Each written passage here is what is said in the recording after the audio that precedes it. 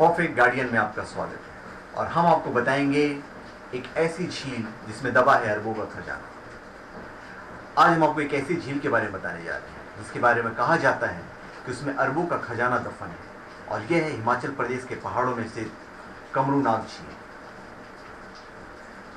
पूरे साल में 14 और 15 जून को यानी देसी महीने के हिसाब से 1 तारीख और हिमाचली भाषा में साजा, गर्मियों के इन 2 दिनों में बाबा कमरूनाग पूरी दुनिया के दर्शन देते हैं। इसलिए लोगों का यहाँ जन सैलाब पहले से उमड़ पड़ता है क्योंकि बाबा घाटी के सबसे बड़े देवता हैं और हर मन्नत पूरी करते हैं। हिमाचल प्रदेश के मंडी से लगभग 60 किलोमीटर दूर आता है रोहंडा। यहीं से पैदल यात्रा शुरू होती है। कठिन पहाड़ चढ़कर घने जंगलों से होकर गुजरना पड़ता है। इस तरह लगभग 8 किलोमीटर चलना पड़ता है। मंदिर के पास एक झील है जिसे कमरूनाग झील के नाम से जाना जाता है। यहाँ पर लगने वाले मेले में हर साल भक्तों की काफी भीड़ जुटती है और पुरानी मान्यताओं के अनुसार भक्त झील में सोने चांदी के गहने तथा पैसे डालते हैं। सदियों से चली आ रही इस परंपरा के आधार पर यह माना जाता है कि इस झील के गर्त में अरबों का खजाना दबा हुआ है। देव कमरूनाग को वर्षा का देव माना जाता है। एक मान्यता के अनुसार भगवान कमरूनाग को सोने चांदी और पैसे चढ़ाने की प्राचीन मान्यता है। यहाँ जून में लगभग और लगने वाले मेले के दौरान श्रद्धालुओं द्वारा झील में सोने चांदी के गहनों का अर्पित करते देखा जा सकता है। स्थानीय लोगों की माने तो सदियों से चली आ रही इस परंपरा के आधार पर यह माना जाता है कि झील के गर्त में काफी बड़ा खजाना दबा हुआ है। कमरूनाग में लोहड़ी पर भव्य पूजा की आयोजन किया जाता है। कमरूनाग जी का जिक्र महाभारत में भी आता है।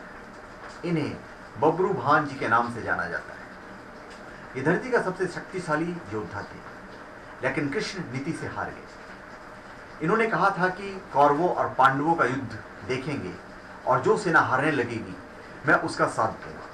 लेकिन भगवान श्री कृष्ण भी डर गए कि इस तरह अगर उन्होंने कौरवों का साथ दे दिया तो पांडव जीत नहीं पाएंगे। कृष्ण जी ने एक शर्त लगाकर इन्हें हरा दिया और बदले में इनका सिर मांग लिया। लेकिन कमरूनाग जी ने एक ख्वाहिश जाहिर की कि वे महाभारत का युद्ध देखेंगे। इसलिए भगवान कृष्ण ने इनके कटे हुए सिर को हिमालय के एक ऊंचे शिखर पर पहुंचा दिया।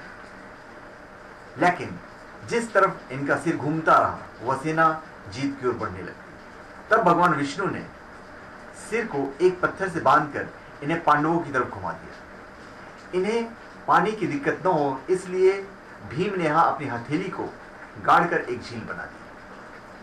यह भी कहा जाता है कि इस झील में सोना चांदी चढ़ाने से मन्नत पूरी होती है। लोग अपने शरीर का कोई भी गहना यहां चढ़ा देते हैं। झील पैसे से भरी रहती है। यह सोना चांदी कभी भी झील से निकाला नहीं जाता क्योंकि यह देवताओं का होता है। यह भी मान्यता है कि यह झील सीधे पाताल तक जाती है। इसमें देवात्व का खजाना छिपा है।